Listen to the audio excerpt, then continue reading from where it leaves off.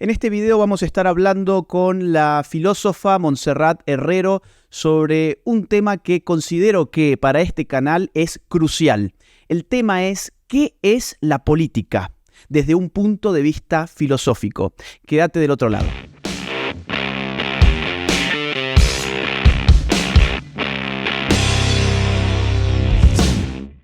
Es un honor para mí que esté en este canal Montserrat Herrero, docente de Filosofía Política en la Universidad de Navarra, además investigadora del Instituto ICS de la misma universidad.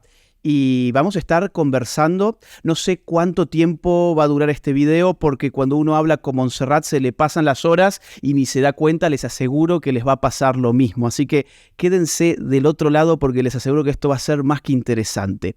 Montserrat, gracias por estar aquí. Gracias a ti, Agustín. Es para mí un honor estar contigo. He leído tus libros y me encanta poder hablar contigo de esta cuestión que vemos desde puntos de vista similares, Sí. pero quizás de perspectivas diferentes. Yo más como Claro. tú más como científico político, y es para mí un gusto y no sabemos lo que va a salir de esta campaña. Vamos a ver, seguro que hay cosas súper interesantes. Empecemos por lo más general de todo, ¿no?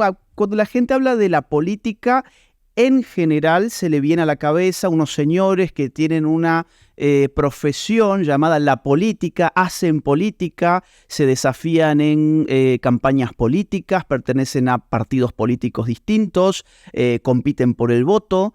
Y bueno, cuando tienen suerte gobiernan, ¿no? La gente cuando piensa en política piensa en eso. De hecho, cuando yo estudiaba ciencia política, la gente me consultaba, entonces, ¿querés ser político? Bueno, no necesariamente. La política creo que es un poquito más amplio que eso. Entonces, empecemos por lo más abstracto de todo. ¿Qué es la política?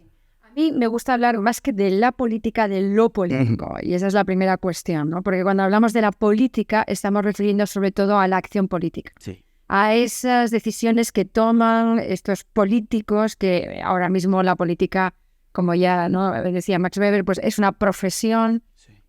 Pero, ¿qué es lo político? ¿Qué ámbito de relación se da entre los hombres que hace posible que esas personas puedan dedicarse a la política? Claro. ¿En qué consiste ese ámbito de lo político? O sea, hay un ámbito previo al modo de vida de ese tipo de personas. Bien. Y justamente había traído, como me habías dicho que me ibas a hacer iba a ser un diálogo, no es una entrevista, un diálogo sobre lo político, he traído algunos libros que en el siglo XX justamente se titulan algo así, ¿no? Ajá. En primer lugar tenemos este de Hermann Heller, una persona más de socialismo clásico, El sentido de la política. Uh-huh. Y déjame que brevemente... Sí, adelante.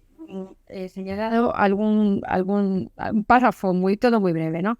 Política significa el orden de la cooperación entre relaciones humanas de reciprocidad de toda índole. Hablamos de política económica, financiera, educativa, artística, eclesiástica, social y sobre todo estatal. Bien. O sea, la política como un ámbito de relaciones de cooperación. De cooperación.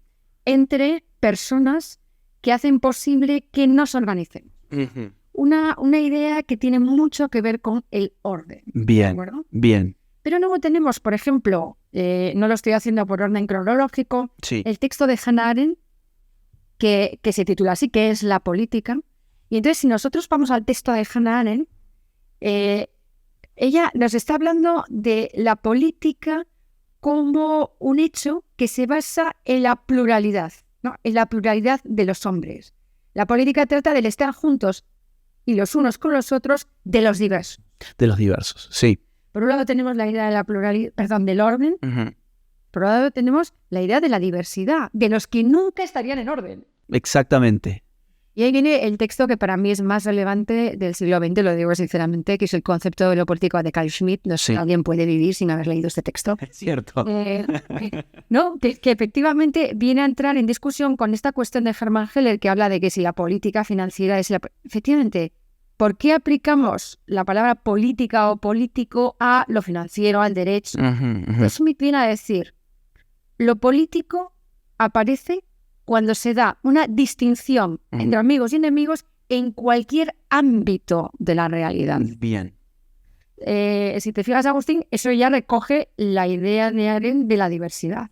Sí, sí. ¿De acuerdo? Entonces, y ya, por supuesto, Chantal Mouffe, pues realmente tomándolo en parte de Carl Schmitt, Y con esto acabo estas primeras, vamos a decir así, como definiciones que nos pueden dar la pauta de lo que podemos seguir hablando, ¿no?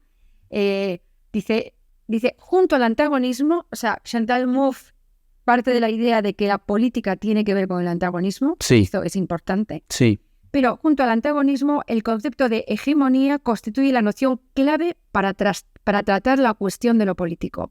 El hecho de considerar lo político como posibilidad siempre presente del antagonismo requiere aceptar la ausencia de un fundamento último y reconocer la dimensión de la indecidibilidad que domina todo orden. O sea, vuelve otra vez a la idea del antagonismo, vuelve otra vez a la idea de que en esos antagonismos hay que generar un orden. Sí.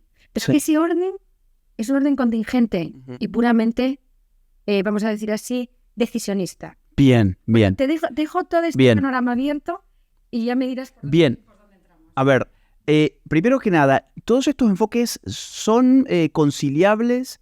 ¿Son en algún punto enfoques enemigos? Por ejemplo, la idea de el amigo-enemigo de Carl Schmitt.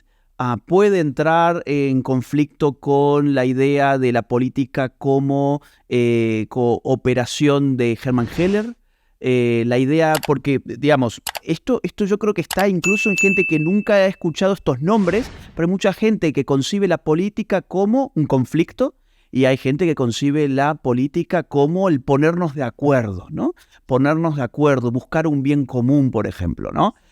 O hay otros que tienen un enfoque mucho más agonal o agonístico, como el caso de Chantal Mouffe, donde dicen, bueno, acá la hegemonía se trata de que hay antagonismos y que hay que ordenar incluso los antagonismos. Hacemos este brevísimo corte comercial para contarles que junto con mis amigos de Binance estaremos este mes realizando un sorteo por 100 USDT entre 10 eventuales ganadores. Para participar de este sorteo hay que registrarse en el link que les dejo en la caja de descripción de este video y estar atentos a mis redes sociales porque hacia fin de mes estaré por allí anunciando a los ganadores. Nuevamente, yo creo que son complementarios. No hay un antagonismo posible si no hay una idea de lo que yo entiendo como un bien común. Claro. Si no hay la idea de bien común, de algo que entiendo como lo que es el bien común, tampoco puedo después pensar que otros diferentes respecto a esa idea. Porque esto es una cosa que me parece que sí conviene considerar, ¿no? Sí.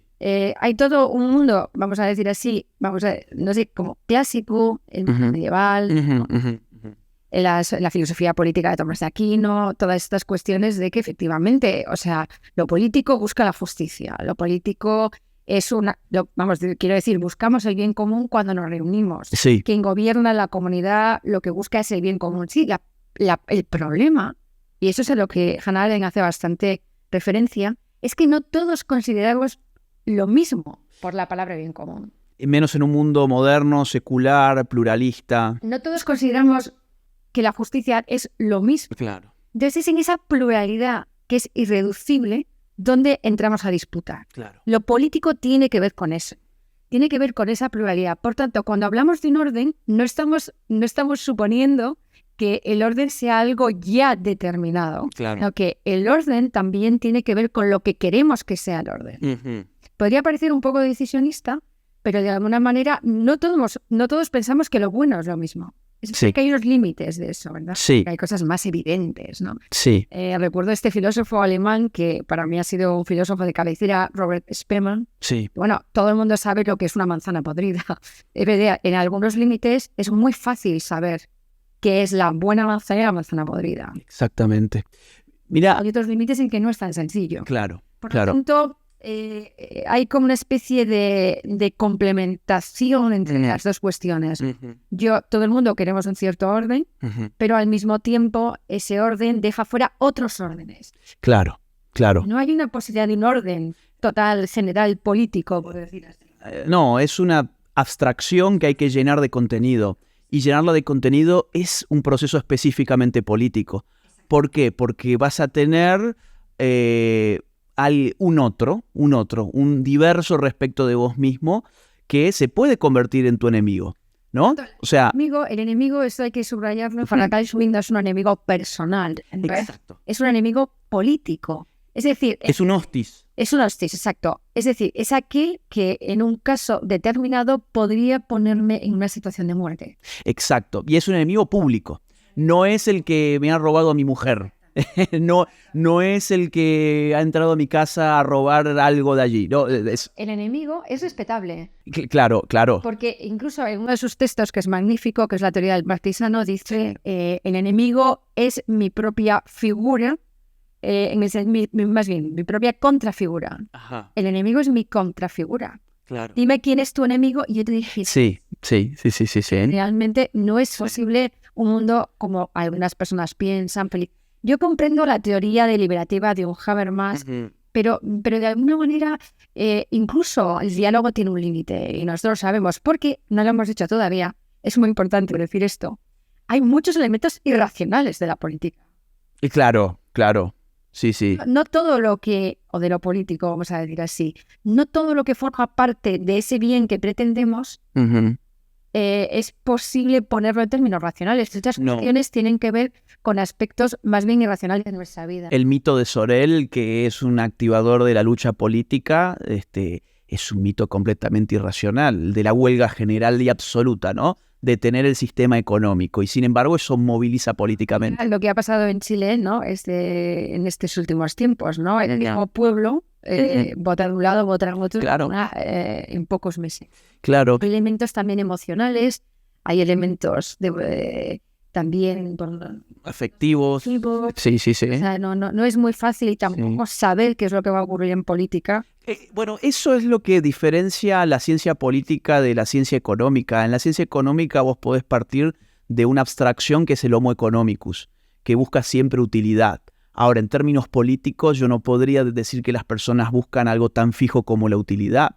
Las personas buscan historias, buscan valores, buscan costumbres, buscan relatos, buscan mitos. Es decir, los activadores de la energía política son de lo más variado. De la energía económica podemos ponernos de acuerdo en que es bueno tener una utilidad en mi actividad económica. Ahora, en la actividad política, ahí sí que te encontrás con un mundo mucho más complejo. Ahora, vuelvo un segundo a lo de Carl Schmitt. Tenemos acá un montón de cosas para hablar, pero a mí me gustó mucho en el concepto de lo político y me clarificó muchas cosas cuando Schmitt se refiere a un pasaje bíblico que llama a amar al enemigo.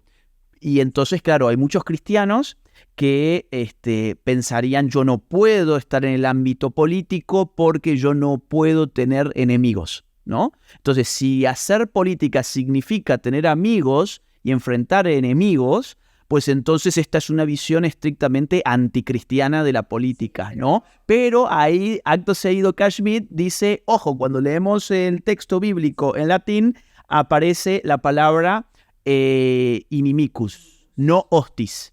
Hostis es el enemigo público, el inimicus es el enemigo privado, al que lo conoces en persona, al que te ha molestado por esto o por lo otro. Ahora, la política se trata de un enemigo público y en ese sentido no es un individuo, son categorías, creo yo, ¿no? No es un individuo, sino es todo un orden. Es un orden. Es todo un orden político. Y voy a ir un poco al tema del orden que... Sí, vamos ahí. Bueno, para entender también a qué nos estamos refiriendo cuando hablamos de enemigo público, que me parece un tema interesante, ¿no? O sea, es decir, cuando hablamos de un orden, no estamos pensando en un orden que se decide encima de una mesa, ¿de acuerdo? Es verdad que hay algunos órdenes, como por ejemplo el orden constitucional, que podemos decir en el mundo del derecho positivo, que se define encima de una mesa, ¿no? Sí, claro. El propio Carl Schmitt se da cuenta de esto en la teoría de la Constitución. Perdón, hay que decir que hablamos mucho de Carl Schmitt porque yo he escrito en varios libros sobre Carl Schmitt y comprendo que Agustín vaya por esta línea. Sí, y me gusta mucho a mí.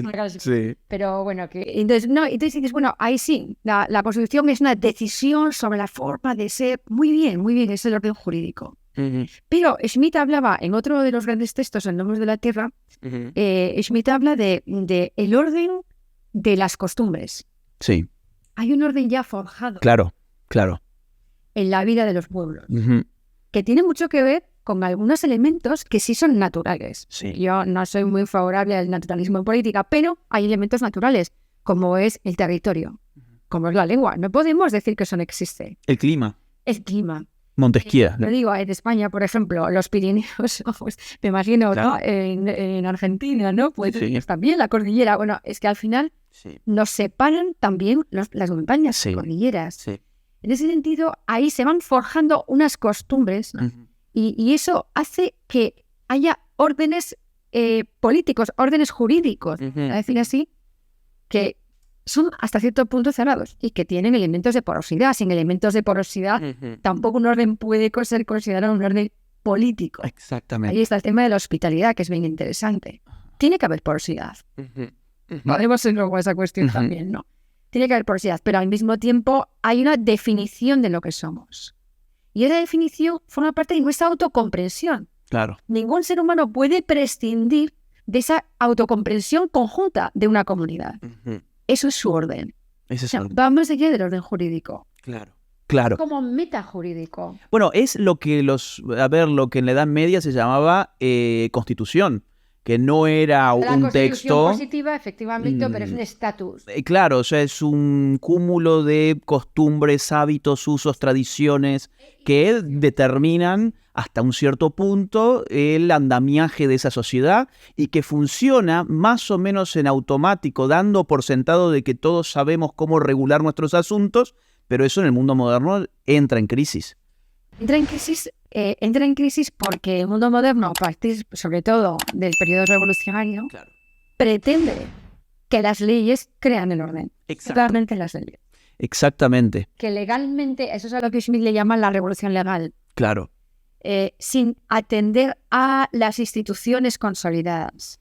Hoy, por ejemplo, que se habla, bueno, o que se dice que está en crisis la familia. Sí.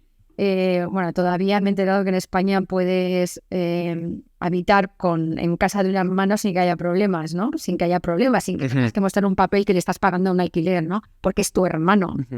O sea que la familia, por ejemplo, es una institución que no se vive del mismo modo ni se ha vivido del mismo modo en todo el universo. Claro, Eso hay que tenerlo en cuenta. claro. ¿Te das cuenta? Ahí, ¿dónde está lo natural y dónde está lo cultural? Sí, No podemos obligar a un musulmán que viva la familia como la vive, claro. vamos a decir así, español. La institución familiar Sí. tiene una historia diferente. Sí, y que no es una historia política necesariamente. Yo creo que el orden político Sí, tiene que ver con ese tipo de configuraciones. sí. Me explico. Sí, Con ese entiendo. tipo de configuraciones que puede uno pensar, ¿no? Uno, desde luego, que vive en nuestra parte del mundo, desde luego una mujer, vamos a decir así, pues va a decir, no, yo prefiero la familia tal como la vimos en Occidente, Claro. decir así. Claro, claro. Bien, pero también tenemos que respetar que ellos tienen siglos de una consolidación familiar Sí. diferente Sí, y exactamente. que pueden tomar la decisión de cambiarla, y yo puedo también tomar la decisión de cambiarla, pero no puede obligarme mi orden político Sí. a cambiarla de una manera totalmente, vamos a decir así, decisionista. Entonces, Entonces la historia me parece que juega un papel en las comunidades. y también es un límite la historia. O sea, es un límite a la intentona de tratar de legislar una idea que no se registra en la historia de una comunidad política y que, sin embargo, desde afuera, por ejemplo, se quisiera inyectar y esa historia reacciona, ¿no? O sea, hay una reacción de lo... Me parece que ese tipo de inyecciones, desde luego, son momentos revolucionarios. Claro. No, todo eso son procesos revolucionarios desde mi punto de vista, Sí. ¿no? Es decir, yo no es que esté a favor de la historia como una especie de reaccionario, y aquí hablamos de que me parece que la política es el espacio de la libertad. En eso estoy totalmente de acuerdo. O sea, no soy naturalista en política porque yo puedo decidir cómo me quiero comprender a mí mismo. Claro. Pero no puede ser algo que está inyectado desde un gobierno, es lo que quiero. Exactamente. Mira, ahí hay un... Estamos tocando un tema que tiene unos umbrales difíciles de matizar, pero sí. me parece que hay que matizar. Sí, por supuesto. Sí, nos entendemos, yo creo. Hannah Arendt, en uno de esos textos que están reunidos en ¿Qué es la política?, hace una especie de genealogía de la relación entre la libertad y lo político, que me parece súper revelador porque ella muestra cómo en la antigua Grecia la política era, digamos así, la esencia de la libertad, o la libertad era la esencia de la actividad política. Y esto es cierto que se registra por ejemplo, en Aristóteles. O sea, ¿quién es el hombre libre? El hombre que puede participar en la polis. El esclavo trabaja para garantizar las necesidades materiales de su amo. ¿Por qué? Porque su amo no tiene tiempo para poder hacer esas actividades, porque está usando su tiempo discutiendo sobre temas políticos con sus iguales. El espacio de la igualdad y de la libertad era el espacio de la política. Había un solapamiento entre política y libertad. En cambio, en el mundo moderno, dice Arendt, hemos puesto a la política como un medio para conseguir una libertad que está fuera de su ámbito. La libertad, pensando en Constant, de los modernos, está circunscripta a un orden privado y ya no la superponemos al orden de lo público como hacían los antiguos griegos. Entonces dice Hannah Arendt que esto es un problema, porque entonces si aquel que tiene que garantizar tu libertad es al mismo tiempo el que tiene las armas para quitártelas, entonces tenés que empezar a ponerle límites, ¿no? Entonces, ¿dónde queda la libertad? Y quedó simplemente en cómo me defiendo yo de aquel que me va a dar libertad. Exacto. Ahí hay una disputa interesantísima en la historia de las ideas, que es la idea de la libertad de los antiguos, los modernos, Sí. Constant, que luego queda redefinida en los textos, por ejemplo, de Isaiah Berlin, Sí. o también después Charles Taylor habla de esto, como concepto negativo y positivo, Así es. ¿no? Entonces, este concepto de libertad negativa con la que los modernos nos conformamos, ¿no? Sí. Que es decir, el espacio que nos deja el Estado y las leyes positivas a nuestra libertad. Sí. Y esto es insuficiente, Sí. efectivamente, es insuficiente. Y ahí me parece que también nosotros, en ese ámbito de relaciones, tenemos que ir constituyendo esa libertad. Pero constituir la libertad siempre, desde mi punto de vista, tiene mucho que ver con la constitución de instituciones. Sí, sí. Y eso es lo que llamaba Schmitt también las garantías institucionales. Bien. La libertad no se puede dar desde los individuos o como una revolución concreta, sino que de lo que se trata es de garantizar la libertad. Incluso en este tema, que es un tema muy espinoso, el de la familia, ¿no? Y bueno, entro ahí porque, bueno, a ver, no tengo ningún miedo a entrar, ¿no? Porque digo, bueno, muy bien, me habla usted de pluralidad de familias, bien, pero yo tengo un tipo, ¿vale? Claro. Me basta con que o sea, yo defiendo el tipo en el que quiero vivir. Claro, claro. Ahora, yo no voy a imponer a nadie que viva mi tipo, pero yo sí quiero vivir en este tipo y voy a intentar Claro. mantener garantías institucionales para este tipo. Sí. Sí. Me parece que es muy diferente el imponer un tipo de familia a la totalidad de la comunidad, cosa que desde mi punto de vista no es aceptable porque estamos hablando del ámbito de la libertad, no del ámbito de la necesidad. Sí. ¿Sí? Lo mismo me pasa con la universidad. Vamos a poner una institución como la universidad en la que ya nadie piensa, ¿no? Vamos, una institución que está en una crisis, pero vamos, Sí, o sea, sí. porque vamos a ver, o sea, hay que decir que si se dan desmanes políticos en algún sitio, es en la universidad. Sí, totalmente. En la universidad, Totalmente. yo creo que en el mundo, Sí. totalidad, ¿no? ¿Qué pasa? Que tú defiendes la universidad, defiendes la libertad de cátedra, por ejemplo, ¿no? Defiendes que sea un espacio libre de política, libre de ideología, ¿no? Defiendes una idea de la universidad Sí. que prácticamente no existe. Sí. Pero tú tienes que intentar que haya garantías institucionales. ¿Qué significa garantía institucional? Una protección legal a tu idea de libertad. Muy bien. Te basta con eso. Te basta con existir, yo te diría. Porque una vez que tú existes, los demás no tienen más que compararse. Por eso los demás no quieren que existas. Claro. Para no compararse. Exacto. Podríamos hablar de lo que quieras, de cualquier tipo de institución. Hay muchas posibles. Sí. Vamos a pensar un club deportivo, lo que quieras. Por lo tanto, me parece que la construcción, exactamente como tú has dicho, se trata de construir la libertad positiva. Claro. No se trata de que todo el mundo viva la misma libertad como yo la vivo, porque entonces no hay libertad, porque entonces la gente no sería libre. En esa pluralidad yo tengo que poder construir mi libertad, Claro. constituir mi libertad. Y entonces, efectivamente, sí que sería como lo que dice John Stuart Mill, ¿no? Decir, bueno, habrá un ámbito muy grande de posibilidades. La gente podrá elegir. Exacto. La gente podrá elegir. Y en ese sentido, me parece que el liberalismo es bastante aceptable. Sí, hay un libro muy, muy bello que tiene un gran título, es Liberalismo Triste, de un autor italiano llamado Gambesia, que estaba acordándome mientras te escuchaba. No lo he leído, Ah, pero conozco, o sea, gran- me suena al autor. Gran libro, pues él dice, miren, a ver, el liberalismo tiene un gran problema, que es que por tanto defender la libertad negativa, que para los que están del otro lado viene a ser la libertad privada, ¿no? Este ámbito de autonomía donde el Estado no ingresa. Yo autodetermino mi vida en ese espacio. Esta idea de libertad moderna, liberal clásica, que está, por ejemplo, en la pluma de un Hayek o de toda la gente de la escuela austríaca o de una filósofa como Ayn Rand, bueno, tiene un pequeño problema, que es que si no se contempla al mismo tiempo la libertad política, es posible que la política avance restringiendo cada vez más ese ámbito de libertad negativa.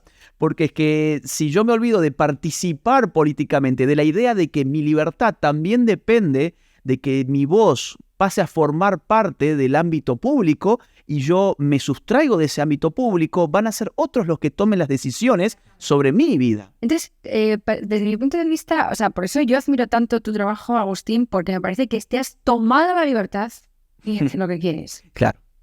Claro. Entonces, lo admiro profundamente porque me parece que todos tenemos que tomarnos la libertad. Sí. Tomarnos la libertad de decir lo que queremos o de construir nuestra vida como queremos construirla. O sea, el Estado nos plantea un margen, pero tenemos que intentar hacer lo posible para que ese margen sea lo más amplio posible desde una idea, no desde como tú estás diciendo, en el sentido de la libertad negativa, como un vacío. Claro. Que hay un vacío y yo hago lo que quiero. No, perdona, es que mi modo de proceder genera un modo de hacer, genera unas órdenes en los cuales yo voy constituyendo algo y usted con sus leyes tiene que respetarlo. Exacto. Tiene que respetar este modo. Así es. Pero mira, lo que sería absurdo es enfrentar la moralidad del Estado, la que el Estado me está intentando poner a la que yo. O sea, me parece que al Estado hay que pincharlo como diciendo, oye, tú si quieres tienes tu moral, pero déjame la mía. Ok. Sí. El Estado actual, el Estado liberal contemporáneo. Sí, está moralizante. Se denomina un Estado absoluto y o sea, es una construcción que nace teóricamente nace, no históricamente, históricamente habría que ver, pero teóricamente nace con el Leviatán de Pessoa y no ha cesado de tener los atributos de un poder absoluto. El Estado tiene un poder absoluto, porque los objetos sobre los que tiene poder son muchísimos. Sí. Pero es cierto que siempre el Estado jovesiano había mantenido la idea de la separación entre la profesión de fe pública y la privada, al menos. Pero es que ahora hay una profesión de fe pública que se te exige privadamente. Ajá. ¿Entiendes lo que quiero decir? O sea, Sí, una exactamente. moral, se podría decir. Y es un poco rusoniano, ¿no? Una moral pública. Es como una Hay una moral Entonces, oye, un momento, si tú quieres tener esa moral, muy bien, pero no me la impongas. No me impongas tu moral. Sería... Entonces, yo realmente, la forma que me gusta neoberar no es decir, esa moral es falsa. No, si tú quieres operar con esa moral, pero a mí déjame la mía. O sea, claro. O sea, no quiero que me impongas tu moral. Claro, exactamente. Esa es mi reivindicación. O sea...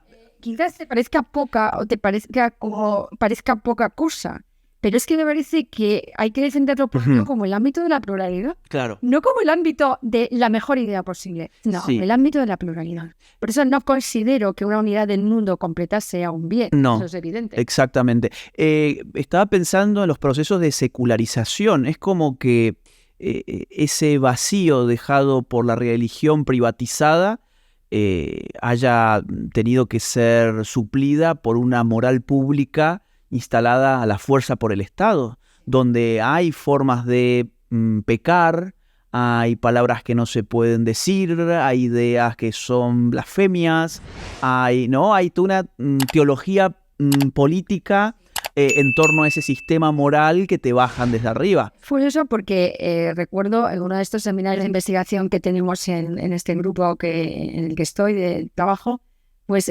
alguien decidió analizar los carteles políticos de la Revolución Francesa. Wow. Y ahí se ve que la Revolución Francesa intentaba ser una religión sustitutiva. Y yo creo que en este caso lo que poco a poco se va haciendo actualmente es volver a esas a esa Sí, sinceridad. Por totalmente. ejemplo, estoy pensando en Proudhon, Sí, que hablaba del socialismo como una nueva religión, ¿no?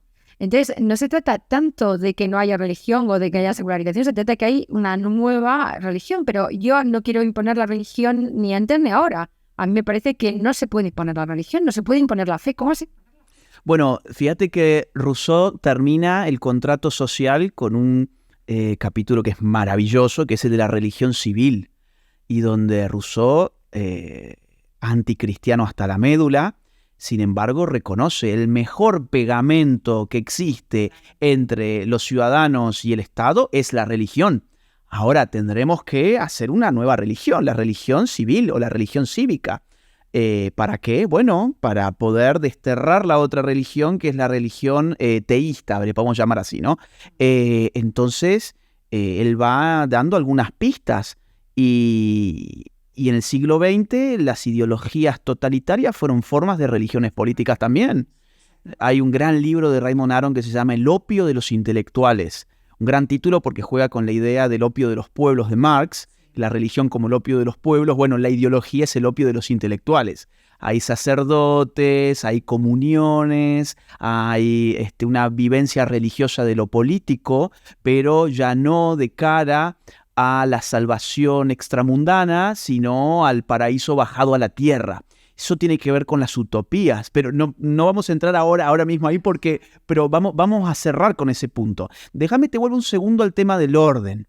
No sé ni cuánto tiempo vamos, pero tampoco importa. Digamos, estas cosas se ponen divertidas a medida que avanzan. El orden, la otra vez estaba leyendo a un francés reaccionario, Rivarol, que tiene un gran ensayo sobre el orden. Él dice, bueno, a ver, hay distintos tipos de orden. Un orden de leyes naturales, por ejemplo, si yo suelto esto, pues esto se va a caer. ¿Sí? Hay una ley de la gravedad que establece que esto cuando se suelta, pues se cae. Hay leyes de la naturaleza que no están bajo el control del ser humano, funcionan al margen de nuestra voluntad. Ahora, hay leyes que nosotros tenemos que instituir para poder ordenarnos en cuanto a distintos viviendo en un mismo espacio.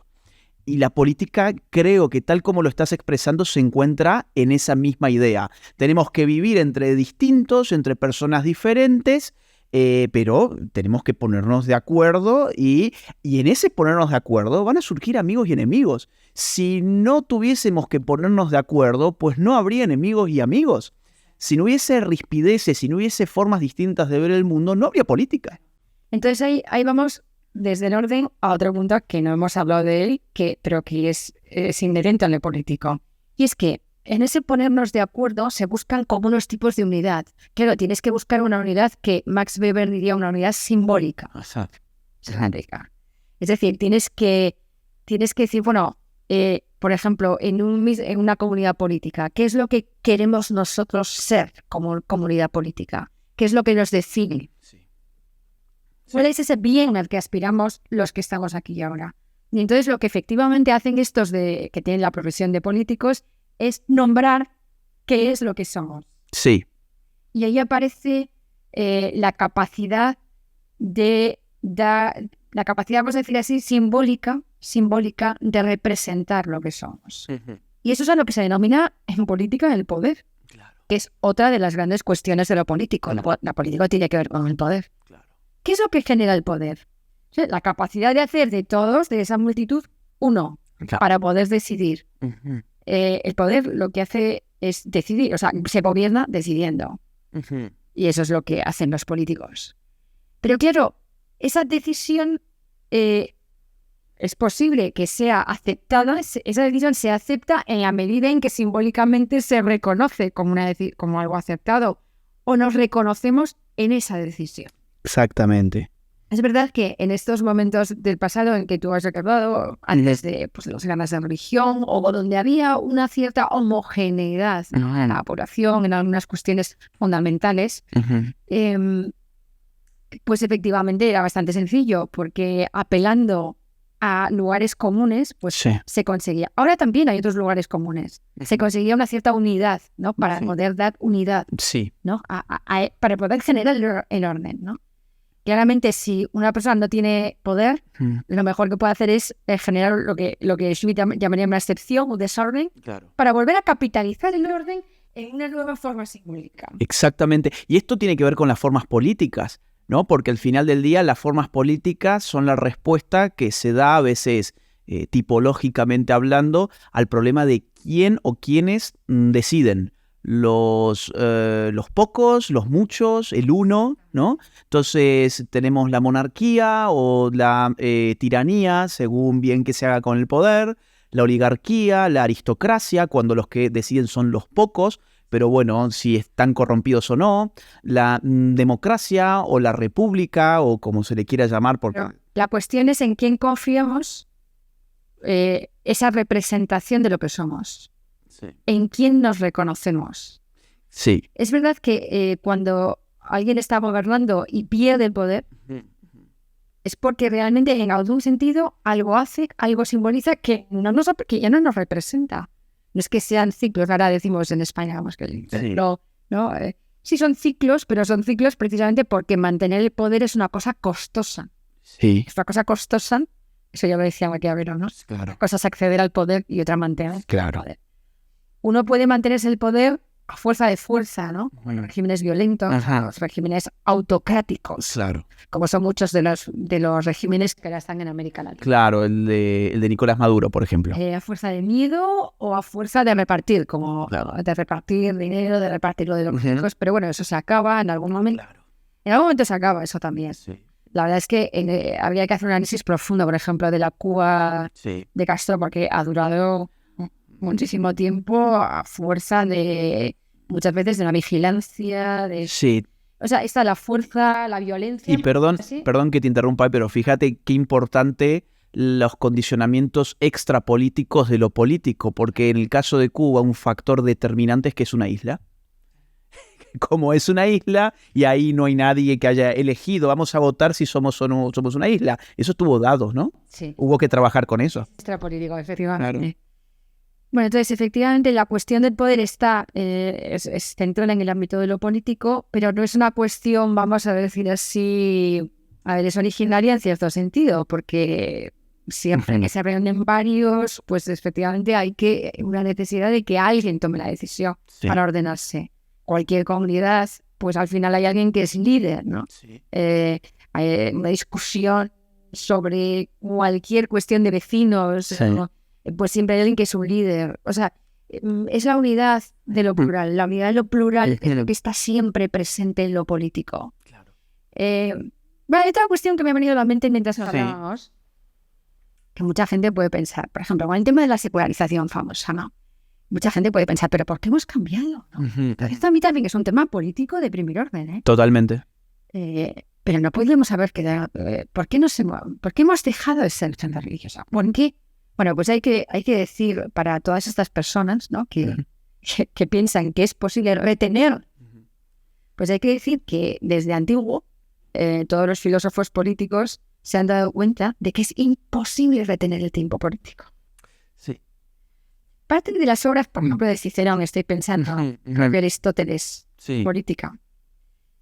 Platón, cuando habla en el libro octavo de la República de los ciclos, de los regímenes, lo que intentan es retener el tiempo para no perder el poder, o retener el tiempo para que las cosas no cambien. Pero de verdad, hay que darse cuenta, de verdad, de que el tiempo hace que el tiempo pasa, existe la historia, y nada se puede retener definitivamente, y eso es una cuestión increíble. Es como si se hubiera puesto en marcha algo que cae, pero no siempre cae, no siempre cae. Cae y se levanta, cae y se levanta. Yo soy totalmente en contra de esa ficción de la idea de progreso. Sí, yo igual. Yo también. Progreso, ¿hacia dónde? Claro. ¿Hacia dónde? Tampoco creo que haya una cuestión cíclica, pero realmente es imposible retener. Sí. Lo hemos visto en el tiempo de la pandemia. Sí. ¿Qué ha pasado? Sí. Algo ha pasado. El tiempo político cambió. Mira, de hecho... Fórmulas definitivas. De hecho, la idea del régimen mixto era un intento por detener el tiempo de los cambios políticos, ¿no? Porque el problema de las formas puras era que contenía la semilla de su propio declive, digamos así, ¿no? Y entonces la forma mixta iba a congelar ese movimiento cíclico de las formas políticas. Y sin embargo, hoy parece que habríamos llegado a una forma definitiva, el fin de la historia de Fukuyama, con el triunfo de la democracia demoliberal, y donde parece que la única manera de legitimar una acción política es hacerlo en el nombre de la soberanía del pueblo, ¿no? O sea, eso está empezando a cambiar un poco por el tema de las minorías, ¿no? Bueno, yo recuerdo el tema de las Torres Gemelas. Sí. Fue un cambio de paradigma total. Sí, claro. ¿Por qué? Porque de alguna manera la religión vuelve a importar mucho. De otra manera. De otra manera. Sí. Nada vuelve como era. Esto simplemente es porque a las personas que lo están oyendo que son conservadoras en este sentido, de que se puede conservar. No se puede conservar nada. No se puede conservar nada. Por eso lo político tiene que ver también con el buscar soluciones sí. a un nuevo tiempo. Sí, claro. Por eso siempre está en marcha. No hay soluciones políticas que sirvan para un futuro. Y ahora el gran problema es la técnica, la tecnología. Entonces el punto es, ¿y cómo se supone que se frena eso? Ya han lanzado la inteligencia artificial, no saben ni siquiera los que la han programado cómo demonios eso funciona, pero ahí está. Entonces, ¿cómo se frena el tiempo? Pues no se puede frenar. Ahora, yo creo que la política, sin embargo, en la medida en que es el reino de la contingencia, sí que te permite lidiar con eso. Porque caso contrario tendríamos que suponer, bueno, pues que tenemos que rendirnos por ejemplo, al avance. Al mundo de la técnica. Exacto, entonces, por ejemplo. Estaremos planificados y hay una viejísima película que se llama como... Bueno, no, se me olvida, no sé cómo...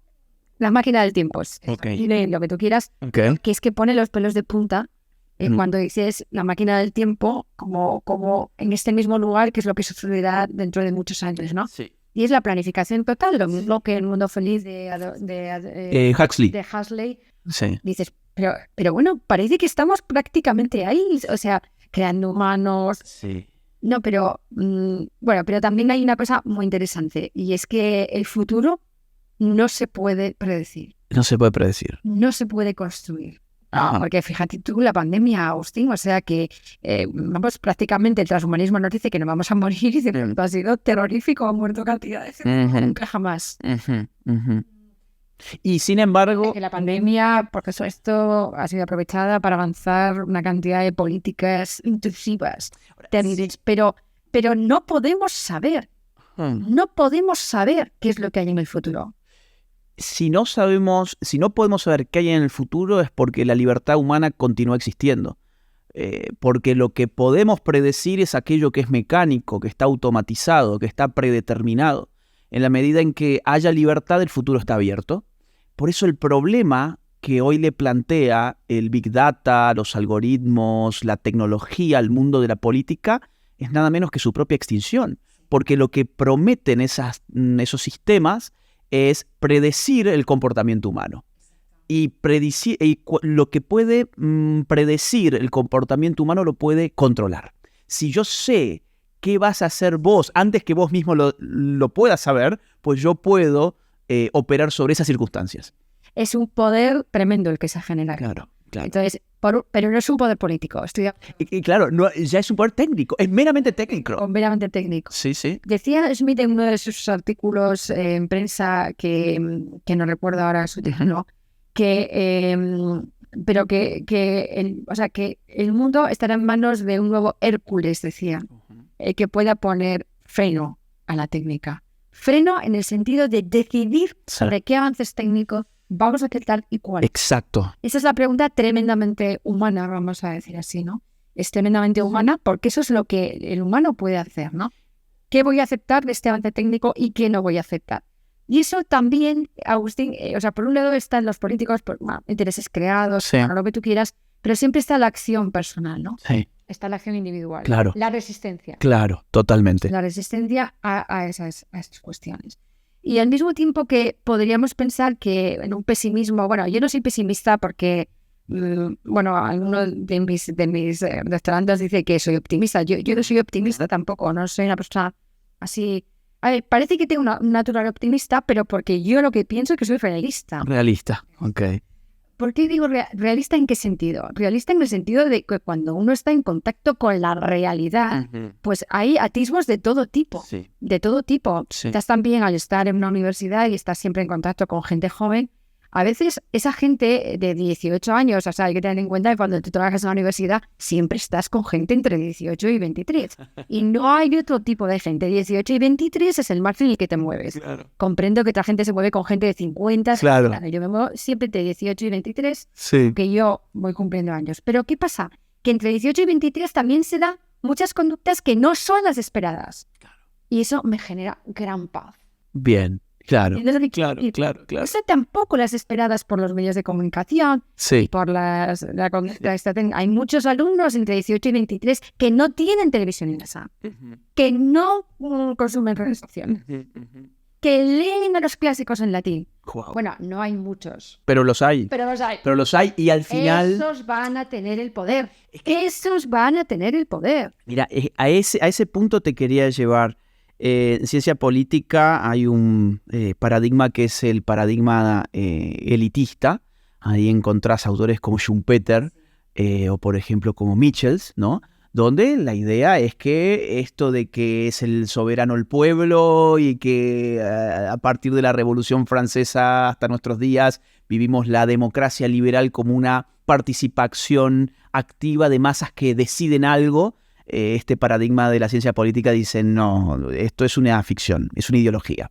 Acá hay élites. Los que deciden son las élites, pero lo tienen que hacer en el nombre de una entidad colectiva llamada pueblo, porque la ideología de legitimación desde la Revolución Francesa hasta hoy es esa. Entonces hay élites. Los que deciden son muy pocas personas. El problema es que uno muchas veces se traga el cuento de que en verdad son muchas. Y Rousseau tenía algo de razón cuando decía los ingleses creen que son libres porque van y votan una vez cada, ¿no?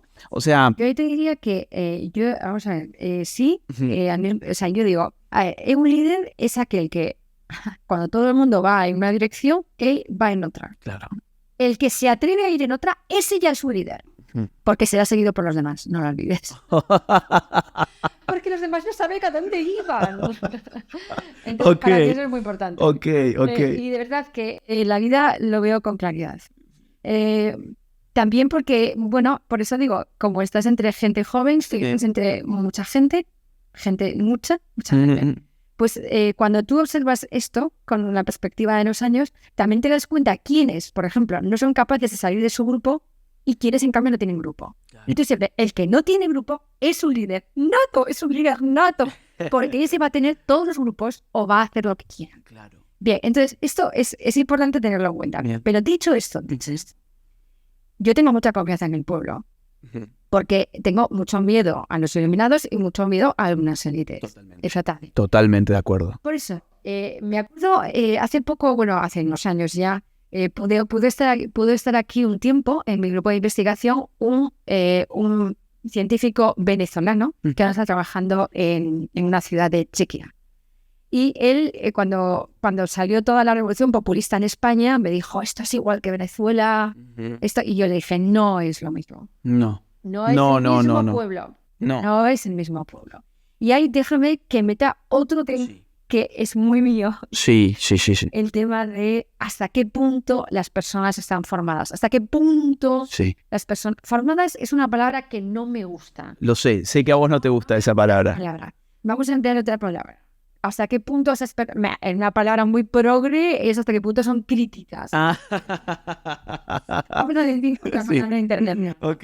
Las críticas, vamos a decir hasta qué punto son reflexivas. Reflexivas me gusta. Está muy bien. Claro, es que eso es... Vamos a ver, yo a veces pienso, ¿no?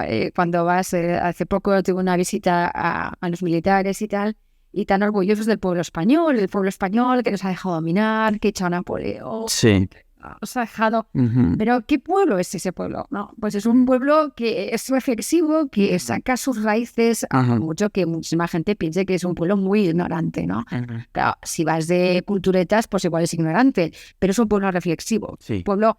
Entonces, yo no digo que otros pueblos no lo sean. Ojo, yo No, estoy queda diciendo claro, eso. Pero a mí me parece que una de las cuestiones más importantes para que el pueblo realmente sea una voz importante en cualquier sistema político, pues es efectivamente hasta qué punto hacemos de ese pueblo un pueblo reflexivo. Sí. ¿Qué pasa? Que los sistemas educativos en el mundo occidental están pinchando por todos los... Claro. Y eso es un tema muy importante.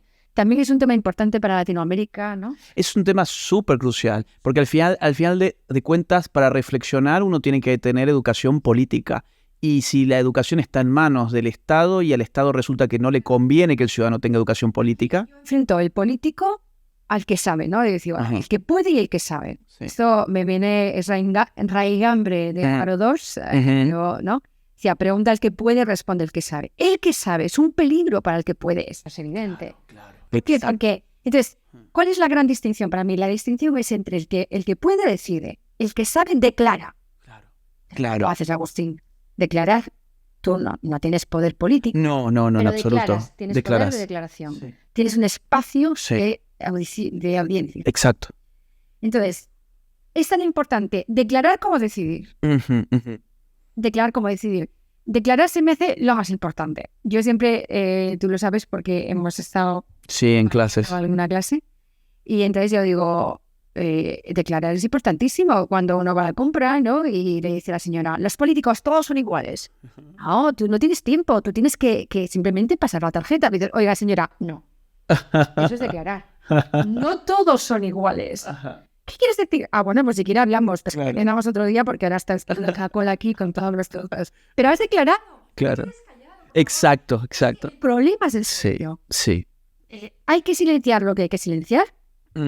Estoy en ese sentido. Hoy acabo de hablar de esto a una persona que ha dicho que no quería hablar de un asunto, pero hay un asunto del cual yo no voy a hablar. Porque quiero silenciarlo. No quiero hablar de ello, quiero silenciarlo. Y hay otros asuntos de los que quiero hablar. Sí. Y los que quiero hablar. Claro. Entonces, declarar es muy importante. Sí. Entonces, el pueblo puede declarar. El pueblo puede declarar. El pueblo puede hablar. Sí. Y eso es tan importante como el poder. Exactamente. Entonces, por favor, no nos quedemos callados. Pero no estoy hablando, yo no estoy hablando, sinceramente, de salir a la calle con unas pancartas, de montar unos... No, bueno, cosa que también habrá que hacerlo, no digo que no se haga. Además, todos tenemos inclinaciones distintas. Sí. Probablemente no es la mía, no es la mía. Pero yo sí tengo mi espacio de hablar y todos tenemos un espacio de hablar. Sí. Pero hay que poder decir las cosas, hay que atreverse. Exacto. Porque es que si no nosotros tenemos las partes, nadie está de nuestra parte. Porque no sabe que estamos de esa parte. El pueblo solamente puede ser un contrapeso al poder cuando es activo y solamente se puede activar cuando es reflexivo. Podríamos elaborar esa síntesis, esa ecuación, ¿no? Si no hay un pueblo reflexivo, pues ese pueblo no puede actuar, porque entonces tendría que actuar en el vacío, casi instintivamente. Te digo que una persona como Álvaro II, que ya la estoy citando bastante, porque es verdad que yo he aprendido mucho con este jurista que era romanista, también era bastante teórico político. A mí, siempre me encantaba preguntarle cosas así por el pasillo, ¿no? Sí. En el que decía, y un día le pregunté, ¿qué piensa usted de los jurados populares? Me dijo, estoy a favor. Mira. Qué cosa más curiosa, ¿no? Una persona que, pues más bien se podría uno pensar que es conservadora. Y dijo, es que el sentido de justicia a veces lo tiene más el pueblo que los abogados. Hoy está pasando, y yo creo que... Sí, seguro.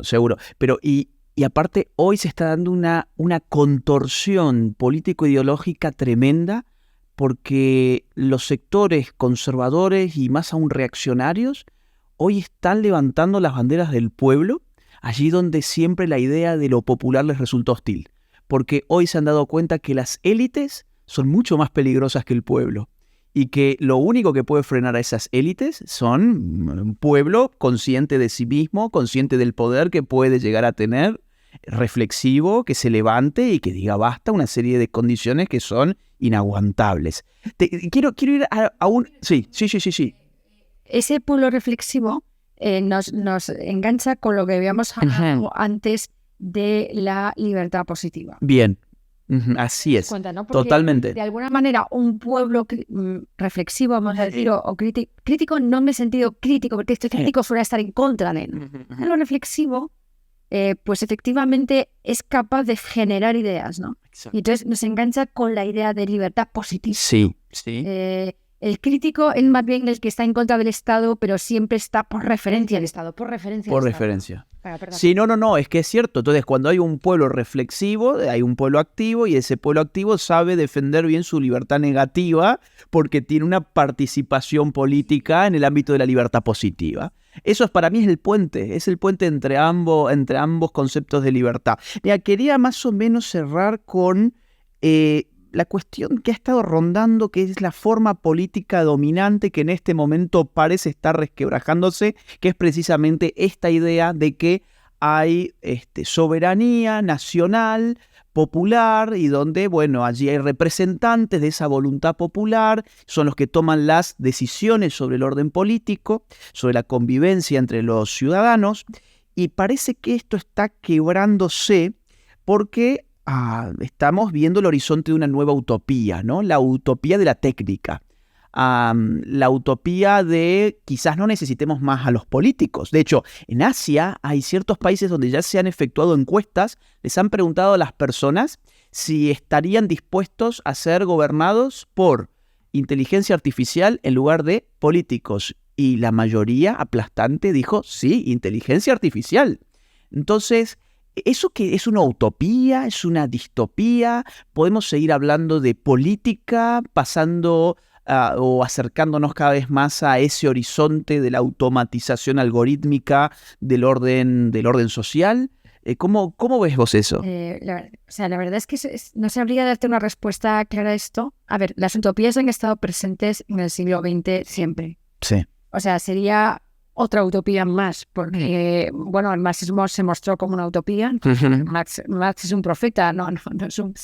No es más un profeta que un filósofo. Digo, bueno, era más, o que un científico social. Un sí. Científico social, más bien, más que filósofo. Tengo la impresión de que es una nueva utopía, ¿de acuerdo? Sí. Tengo la impresión de que es una nueva utopía que da el mismo miedo que las otras. Sí. Pero que es posible que en un momento se fracture, como se han fracturado las demás, ¿no? Porque me parece que, a ver, la técnica opera con regularidades. Sí. Y bueno, la inteligencia artificial, etcétera, ¿no? Y ahora mismo lo estamos comprobando con la inteligencia artificial que tenemos a nuestra disposición, ¿no? Que es capaz de respondernos, pero tenemos que verificar sus respuestas. Seguimos siendo nosotros los que verificamos sus respuestas, ¿no? Exacto. Seremos siempre como la conciencia de esa inteligencia artificial. Hay gente que dice que esto no va a parar. Okay. Yo creo que habrá una decisión por nuestra parte de parar esto. Yo lo creo. Igual que hubo una decisión de parar otros sistemas, se parecía que iban a funcionar automáticamente. Sí. Pero no sé decir, creo que estamos ante un cambio de paradigma. Sí. Estoy totalmente de acuerdo contigo. Sí. Yo creo que el cambio de paradigma también está producido porque los que tienen a cargo la vida política y la comunidad política no son capaces de ser suficientemente humanos para producir cosas que no son capaces de producir las máquinas. Claro. Entonces, nosotros, claro, yo al final soy filósofa y estoy convencida de que los únicos que vamos a sobrevivir somos nosotros. Okay. Claro, sí. No, porque somos los únicos que podemos ser creativos como no lo es una máquina. Sí. Podemos, realmente somos como la conciencia, por decir así, ¿no? La conciencia del mundo. La conciencia del sentido de las realidades, ¿no? Una máquina no sé si te va a poder dar el sentido. Entonces, todas aquellas fuentes de sentido creo que van a cobrar... yo creo que veremos las aulas de los filósofos llenas. Sí, es verdad, Necesitamos sentido. Sí. Y entonces ahí, esas personas que sean capaces de dar sentido van a poder manejar esas cuestiones. Yo, de alguna manera, bueno, en fin, no quiero abusar ya, pero sí, es un mundo raro. Como todo mundo nuevo que ha sido raro. Sinceramente, poco podemos magnificar esta novedad. El mundo ha sido siempre nuevo. Sí. Sinceramente. El mundo ha sido siempre nuevo. Por favor, no magnifiquemos esta aceleración. Digo, por favor, porque no por nada, sino porque nos puede asustar. Podemos ver que viene la hecatombe. Pero bueno, digo, mi padre murió con 95 años y su padre le preguntaba, oye, que tuviste en la televisión por primera vez un boli, que es que cuando, o sea, que él vio nacer el bolígrafo. Sí. Y dice, bueno, no, pero todo eso lo vas viviendo conforme, o sea, por ejemplo, el uso de la inteligencia artificial, ya la estamos usando. Claro. Hace rato. Y hace rato, sin saberlo, hace rato estamos usándola. Ni va a ser tanto como nos pinta las imaginaciones distópicas. Y nosotros vamos a ir simbiotizando nuestra vida con ello. Y bueno, sería deseable que fuéramos poniendo un cierto dominio sobre ello. Sí, ¿no? sí, totalmente. Y eso es una actividad política. Una actividad política, sí, totalmente. Mira, he tomado alguna nota acá de cosas muy interesantes que has dicho. Una es el miedo. El miedo es la pasión política por antonomasia. Es decir, pero esto no por especulación filosófica, es que los psicólogos políticos se han cansado de estudiar cuáles son las emociones que más movilizan políticamente, y las que más son dos: el miedo y el entusiasmo. Pero más el miedo que el entusiasmo. Por eso quizás Maquiavelo también, entre ser odiado y amado, bueno, ojalá las dos, pero, perdón, odiado no, temido. Sí. Ser temido. Amado o temido. Mejor temido. O sea, el tipo, claro, no había psicólogos sociales ni políticos, pero su reflexión filosófica, en base a la empiria, porque el tipo está mirando la historia de lo político, dice, oiga, ser temido es mejor. Y eso después se confirma con la psicología política, que se da cuenta, sí, el miedo es el sentimiento político primario. De hecho, el Leviatán de Hobbes también pasa por la variable del miedo. La variable del miedo es casi la variable necesitarista de Exacto, Hobbes. Exacto. Entonces, pero ahora a mí me da más miedo, a mí me da más miedo un totalitarismo tecnológico que un totalitarismo ideológico como el siglo XX, porque los totalitarismos del siglo XX estaban hechos por humanos. Y los humanos al final del día tienen pasiones, necesidades, defectos, miserias, con las cuales uno puede trabajar, uno puede lidiar, uno puede encontrar zonas débiles, digamos así, del propio sistema. En cambio, la máquina es un universo nuevo. Evidentemente tendrá otras zonas donde uno puede atacar, pero eso es ir contra lo completamente otro, contra lo desconocido. Aparte hay otro punto. Nosotros conocemos qué es el ser humano. Ahora, los que conocen lo que son las máquinas son los que las programan. La mayor cantidad de gente no sabe cómo demonios está todo eso armado. Y por otra parte, lo que habías dicho sobre lo que nos hace único, vos dijiste ser creativos. Y yo sumaría una cosa más: ser singulares. O sea, cada persona es única. Cada máquina es copy and paste. O sea, no tiene aura, podría decir Walter Benjamin, ¿no? O sea, a la máquina le falta aura. Está reproducida técnicamente. El ser humano tiene aura, ¿no? Entonces hay una singularidad. Fíjate, sí, que esto incluso en la reproducibilidad técnica de los cuerpos es un tema muy concentrado. Se viene, sí. Esto empieza a ser un problema porque, porque a la gente le cuesta enamorarse. Claro. Porque realmente todos son iguales, son iguales, ¿no? Entonces, bueno, esto es un mundo tremendamente aburrido. O sea, y yo creo que sí. O sea, los problemas de la máquina, por ejemplo, se me ocurre imaginarlos como cuando tú te enfrentas a un sistema informático. ¿Sabes? Claro. Cuando tú le quieres a alguien y él responde de una determinada manera y no hay forma de entrar y no hay forma de entrar. Entonces, al final, ¿qué es lo que haces? Pasas. O sea, siempre estará la realidad. O sea, porque esto también en algún momento creo que lo hemos hablado con el tema de qué es lo real, ¿no? Cierto. Y que efectivamente la tarea de la filosofía vuelve a ser otra vez en el mundo de las máquinas saber cuál es la realidad y qué es lo virtual y qué es lo real. Claro. Y entonces siempre podrá existir el mundo ese real, vamos a decir así. Bueno, habría que hablar muchísimo de esto, sería para otra mesa. Para otro video. Otro video, ya la realidad, pero siempre habría que distinguir y siempre podríamos volver a una realidad alternativa. Claro. Ten en cuenta que los primitivismos se están poniendo muy en moda. Así es. Así es. El primitivismo, lo llamo yo, irse a vivir al monte. Claro. Porque llega un momento en que dices, bueno, yo Basta de paso esto. todo esto, ¿no? Totalmente. Paso de todo esto. O sea que el ser humano siempre podrá, pienso yo, pero bueno, ahí está la ciudad por medio, la civilidad por medio. Bueno, tenemos un mundo apasionante, pero como tú bien has dicho, el miedo es la pasión más peligrosa para el pueblo. Claro, totalmente. Porque corre el riesgo de ser tiranizado. También en esto creo que tenemos que dar el paso de tomar la delantera, ¿no? Al propio mundo que nos toca vivir, ¿no? Y vivirlo pues de cara, ¿no? Vivirlo, bueno, pues interactuando con las máquinas, intentando ver qué es lo que podemos hacer en este mundo.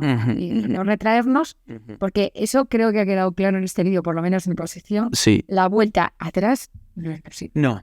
El tiempo pasa. Avanza, ¿no? Y eso es y eso me parece que es inexorable, ¿no? Bien. Ahora, entonces, para cerrar, vamos a contar que hay un máster de Gobierno y Cultura en la Universidad de Navarra. Ahí nos hemos conocido. Exactamente. Yo no tomé ese máster en concreto, pero sí que he ido a varias clases como oyente, de hecho fui a la tuya. Se llama Máster en Gobierno y Cultura de las Organizaciones, y lo comento para cerrar ya este video porque hay mucha gente que me pregunta siempre qué máster recomiendo hacer a personas que le interesa este tipo de temas: la política, la sociología, la filosofía, lo jurídico. Y yo creo que este es un máster humanista muy multidisciplinar, muy completo. Entonces, si querés comentarnos en algunos segundos cómo... O sea, nosotros la verdad es que pensamos que se llama Gobierno y Cultura de las Organizaciones porque no solamente es para dedicarse a la política, aunque la verdad es que viene a hacer demasiada gente que está en la vida política, sino también el gobierno de empresas, de cualquier tipo de organización, de ONGs, etcétera, ¿no? Y para ese tipo de organizaciones, pues es muy importante tener una visión conjunta desde el punto de vista de lo jurídico, lo político, lo antropológico, lo retórico, entonces lo histórico. Lo histórico. Claro. Entonces el máster intenta aunar esas facetas para ver la realidad como de un modo más completo, ¿no? Y la verdad es que es una experiencia magnífica la que tenemos. Y es verdad que a Agustín yo le conocí porque él venía de otro máster, pero como tenía interés en lo político, pues al final pues contactamos porque yo efectivamente imparto dentro de ese máster una asignatura que se llama Poder, Gobierno, Autoridad. Y luego él libremente ha querido cursar algunas asignaturas de máster porque se generan unas discusiones. Buenísimo. Como vienen a hacer el máster también algunos políticos, ¿no? Americanos o también alguno español que ha estado también en el máster en estos años. El máster tiene ya numerosas ediciones y no, si alguno queréis venir, pues nosotros encantados de recibiros porque bueno, pensar lo político, independientemente de las ideas que cada uno tengan, porque ya no hemos hablado aquí tampoco de, vamos a decir, de partidos, de facciones, porque lo que es importante es que cada uno dentro de la inspiración política que tenga, pues sea reflexivo, ¿no? Pueda pensar la realidad y dar cuenta de... Y en ese sentido, en el máster, pues también hay gente de distintas facciones, ¿no? Sí. Y eso es interesante también. Sí. Bueno, miren, esto no es un espacio publicitario, es simplemente una recomendación que yo les hago porque de verdad que mucha gente me consulta qué máster puedo hacer. Y como yo conozco bien el público de este canal, tenemos casi 2 millones de seguidores ya, pero sé muy bien quiénes son, y sé que este tipo de máster, si están buscando un máster donde puedan tener una buena formación humanística general, historia, política, sociología, antropología, hay asignaturas de todo tipo, son buenísimas. Yo he ido a 4 clases distintas, la verdad que todas me han parecido buenísimas, entonces se los recomiendo. Y además porque, insisto, yo sé quiénes son los seguidores de este canal y sé que en esta universidad se van a encontrar muy cómodos. Yo por lo menos me he encontrado en Navarra sumamente cómodo. Les voy a dejar el link para más información del máster. Van a tener un link aquí en la caja de la descripción de este video. Así que ahí está, y lo pueden mirar y ver si les gusta. Gracias por la invitación, Agustín, a compartir este diálogo contigo. Lo he pasado muy bien, como siempre que hablamos. Y nada, pues y gracias también por toda la labor que haces de ayudar a la gente a reflexionar, de verdad, es impagable. Muchas gracias a vos, ha sido un honor que estés, estoy seguro que la gente lo ha disfrutado tanto como yo y espero que sea el primero de muchos, porque acá hemos abierto un montón de temas que dan para videos en sí mismos, así que gracias, Montserrat. No quiero que cierres este video sin antes contarte que mi más reciente libro, titulado Generación Idiota, ya se encuentra disponible en las más importantes librerías de toda América y de España también. Además, podés encontrarlo a través de Amazon en el link que te dejo en la descripción de este video. Mi trabajo se financia única y exclusivamente a partir de las donaciones libres y voluntarias de aquellos que valoran mi trabajo. Si quisieras colaborar económicamente conmigo, te invito a hacerlo uniéndote en mi comunidad de Patreon, siguiendo el link que se encuentra en la descripción de este video, o bien uniéndote a la comunidad de YouTube haciendo clic en el botón Unirse. Si no pudieras colaborar económicamente, no te preocupes, hay muchas otras formas de ayudar. Por ejemplo, difundiendo este video, poniéndole like, dejando tu comentario, suscribiéndote a este canal y activando la campanita.